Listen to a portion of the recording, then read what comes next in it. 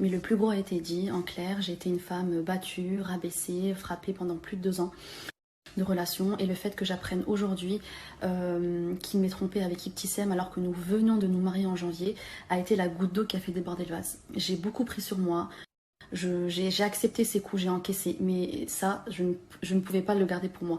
Et donc c'est pour ça qu'aujourd'hui je m'exprime sur ce sujet, et j'espère qu'à travers mon témoignage, entre guillemets, que tous ces abonnés vont voir son vrai visage désormais, que à travers cette image de youtubeur 2.0, l'homme qui il est vraiment n'est pas du tout ce qu'il reflète sur YouTube.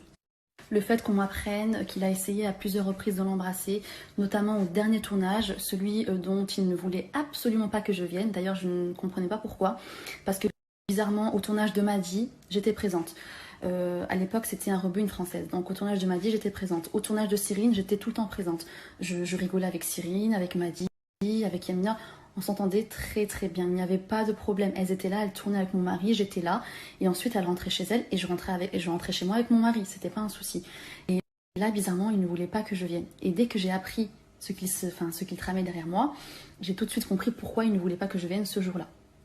Donc bien sûr, dans cette histoire, je n'oublie absolument pas son équipe d'hypocrites, à savoir Camille, son manager, Souf, et Julie, qui étaient présents à mon mariage, qui ont dansé, qui ont mangé, qui rigolaient avec ma famille. On vous a accueillis, vous avez rigolé. Julie, tu m'as pris dans tes bras, vous m'avez tous pris dans vos bras, vous étiez là en train de rigoler avec moi, en train de me dire félicitations Fatma, etc. pour derrière aller chez Ibtissem et lui dire non, non t'inquiète pas Ibtissem, tu peux y aller, il est plus avec Fatma, etc.